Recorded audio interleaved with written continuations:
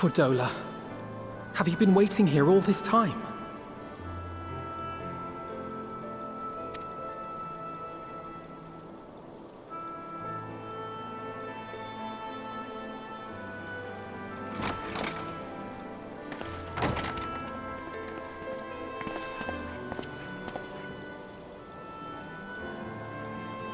We have done what we can.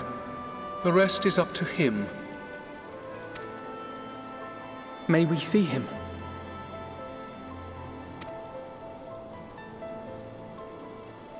I do not think that wise. You must let him sleep.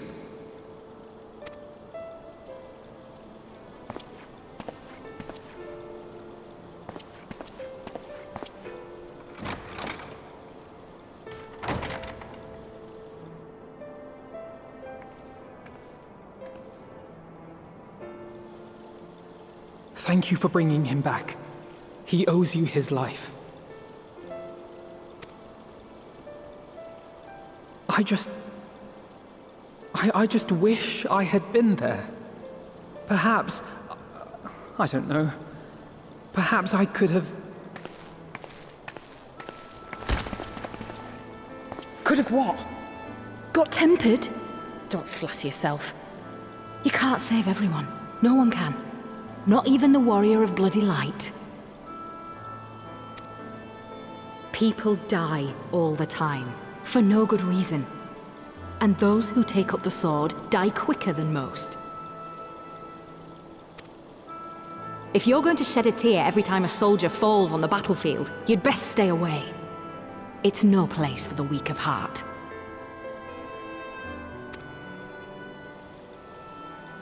It may be that victory cannot be won without cost. But all life is precious, and I refuse to shrug at its loss.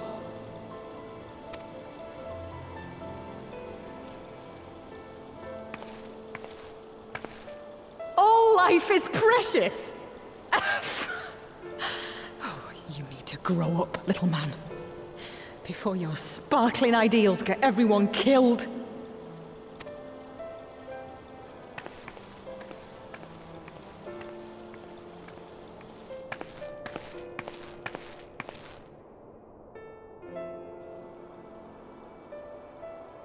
You're right. He is idealistic. But the world has more than its fair share of realists, like you and me. It's people like him who dare to dream that things could be better, and make it happen against all the odds. They are the ones whose names live on forever. The heroes. The battlefield's littered with would-be heroes. At this rate, you'll lot'll be next. And what'll become of your precious dreams then? They'll be gone. Like dust on the wind.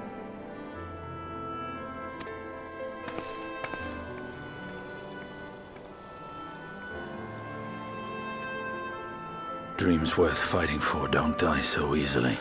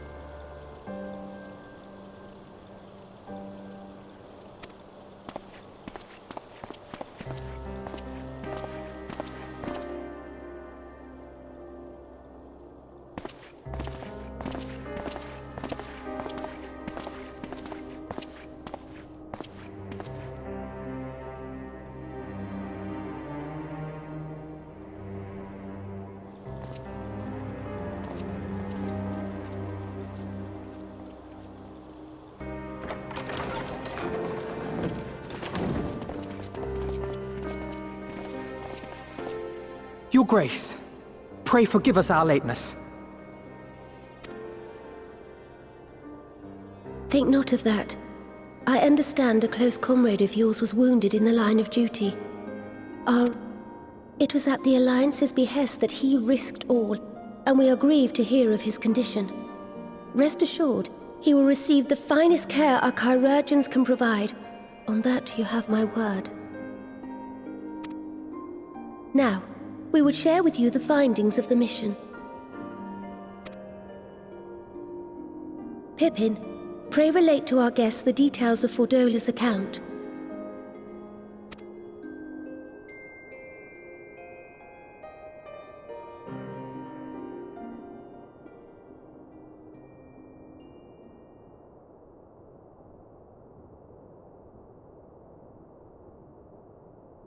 First Bahamut, now Ifrit. Or Lunar Ifrit, as Fan Daniel would doubtless have it.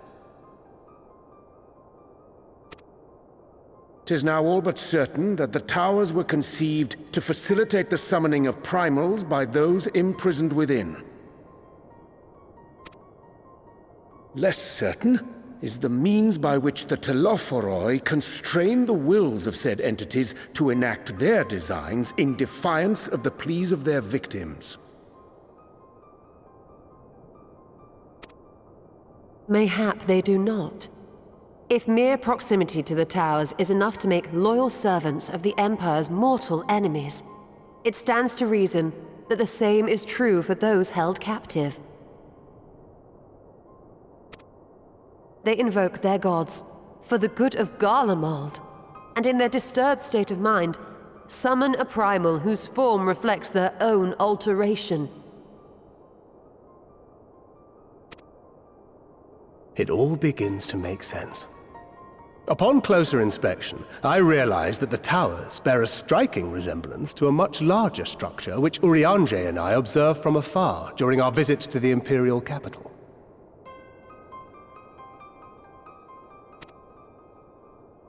Assuming it too is capable of tempering those in its immediate vicinity, it would go some way to explain the swiftness with which the Telophoroi managed to rally so many Imperials to their cause.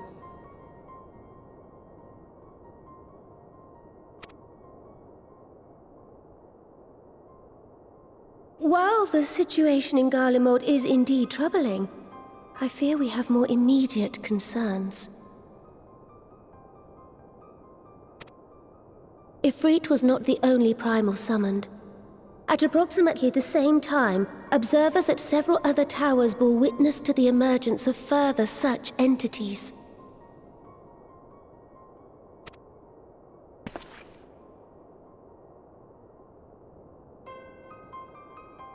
For a blessing, none appear to wield aught approaching the destructive power of Bahamut, and the Grand Companies are moving to deal with the threat even as we speak.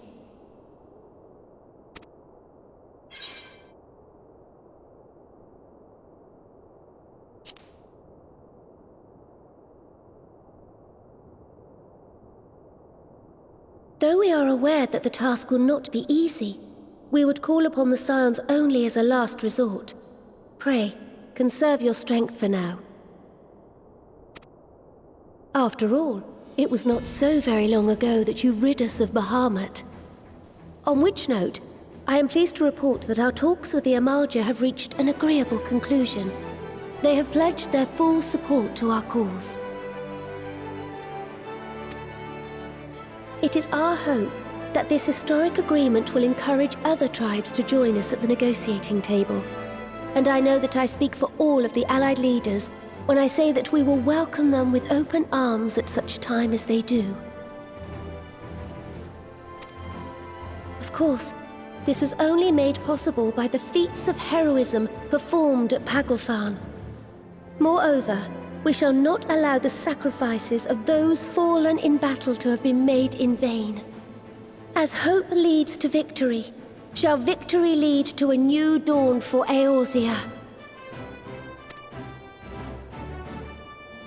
May these words ever be our guide, Your Grace.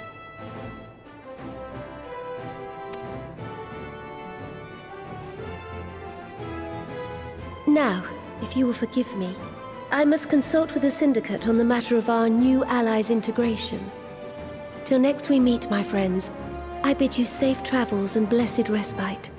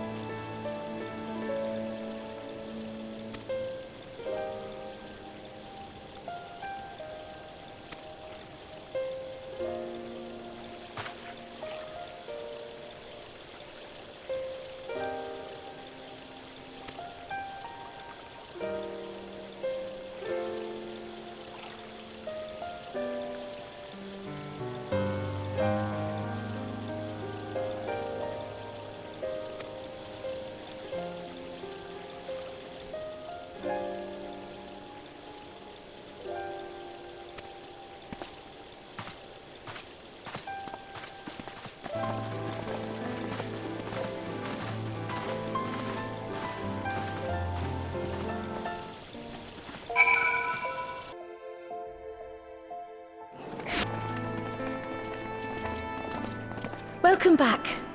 I expect you must all be exhausted.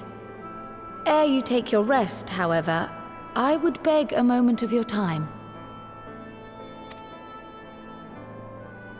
Thanks to Arenvold's selfless efforts, we may now be confident that we understand the function of the towers.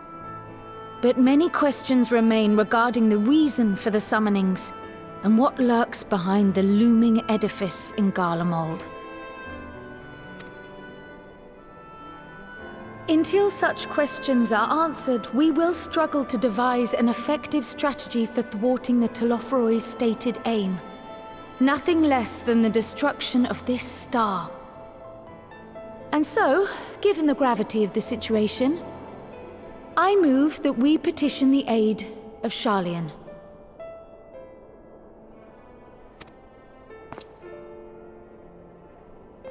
It is possible the ancient knowledge preserved within their archives may hide a clue to our enemy's methods. But given Sharlayan's established policy of non-intervention, our former colleagues are not like to aid us in its discovery. Oh, I well remember what they're like. The Forum's barefaced refusal to assist you in the days prior to the calamity must rank as Sharlayan's most shameful act since the Exodus. But were the final days to be reenacted, it would spell doom for us all. Surely even they cannot turn a blind eye to that. I trust we are all of the same mind on this matter. Urgent as it seemed, I took the liberty of petitioning the Alliance for leave to act as Eorzea's emissary, and have since received their blessing. I presume your role as a student of Baldessian will carry some weight with the Forum? One can but hope. If truth be told, our organization has been a shadow of its former self ever since the disappearance of the Isle of Val. But the name does still retain some degree of prestige. I only pray it will be enough. If there are no objections, I shall depart for Sharlayan at once. But before I do, I should also mention the other matter to which I would devote some time during my stay. After hearing what transpired in the first, I began to question the true nature of Hydaelyn's blessing, a topic I have discussed at some length with Y'shtola. We were wondering, when was the last time Hydaelyn spoke to you directly?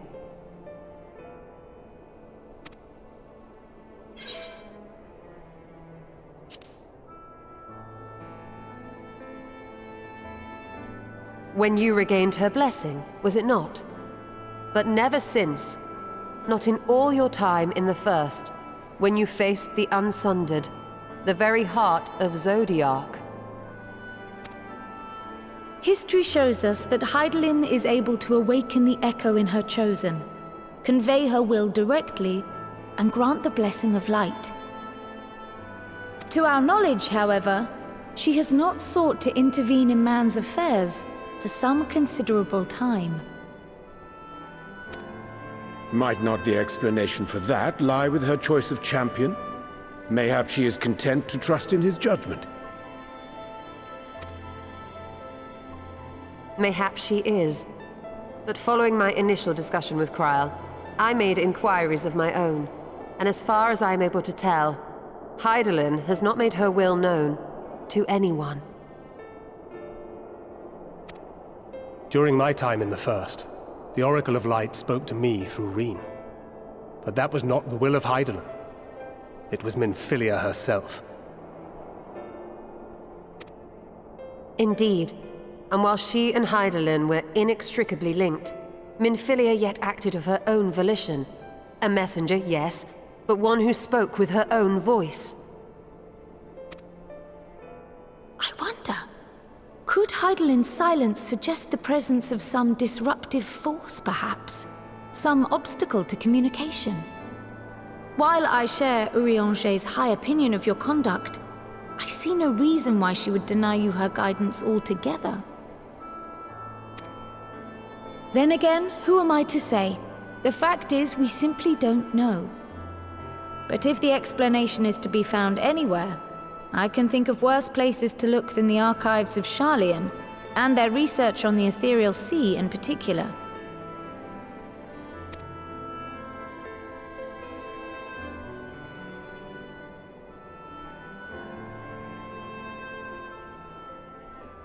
Resolved though I am to go, believe me when I say that I take no pleasure in the thought of leaving you a member short. Now, of all times. Estinian, we stand on the eve of a struggle that will decide the fate of this star. One in which we Scions may play a telling part, yet we are but few in number.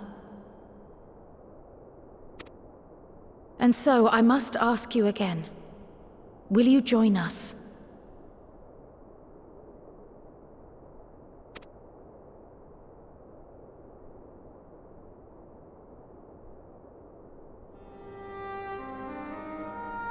You see the world the way you want it to be. I see the world the way it is. You are idealistic to a fault. But I know you would never turn your back on those in need. Never close your eyes to their suffering. And somehow, your deeds lend truth to your words, giving the lie to my doubts in so doing. I have seen others draw strength from your belief. In Ishgard, in Alamigo. You inspired them to stand up and fight.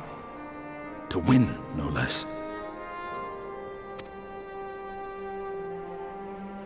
And even when you lost those you held dear, you carried their spirit with you and made their memory your guiding light.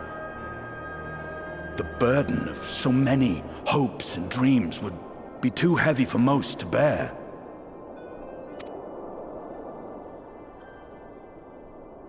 But you bear it willingly, as you have shown me. Some dreams are too important to let go.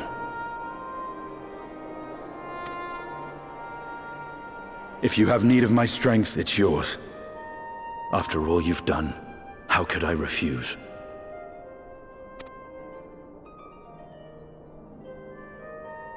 Thank you, Estinian.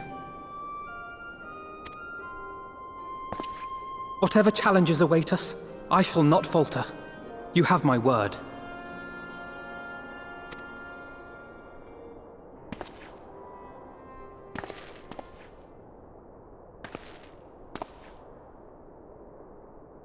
And now, I may bid you farewell. Safe in the knowledge that all is as it should be. In this little corner of the world, at least.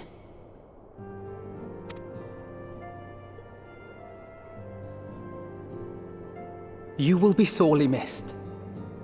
Tread warily in Sharlayan, and do try not to let the Forum embroil you in their politics. A forlorn hope, I know, given the individuals involved. I shall do my very best. Farewell.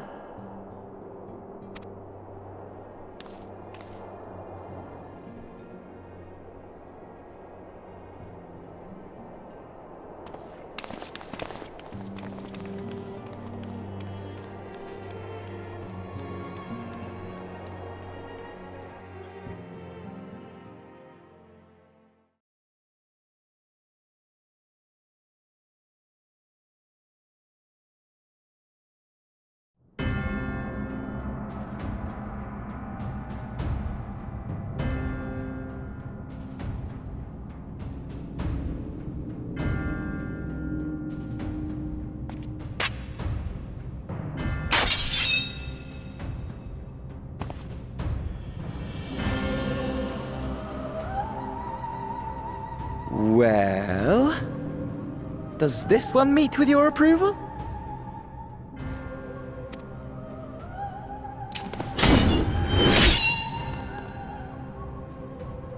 Apparently not. Or could it be that you're still upset about the dragons?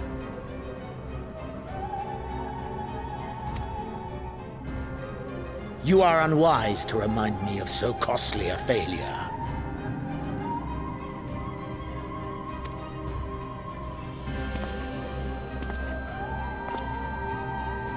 It will not affect our plans, I trust.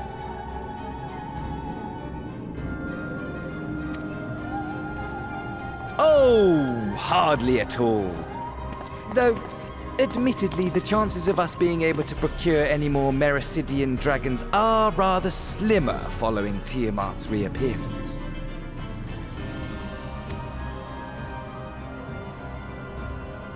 Oh, but the seeds have been sown, my lord! We have only to wait for them to quicken!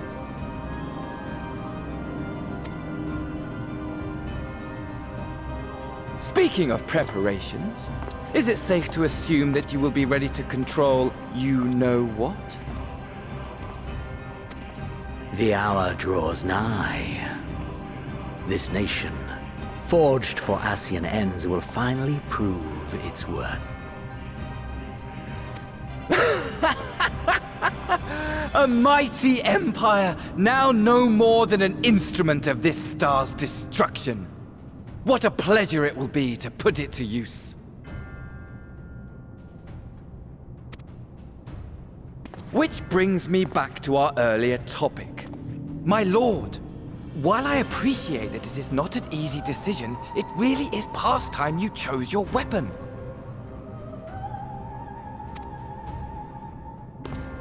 There is one that I have been meaning to test.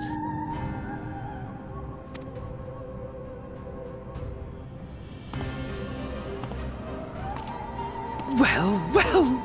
Not quite what I was expecting. Though I will say, it does seem rather apt.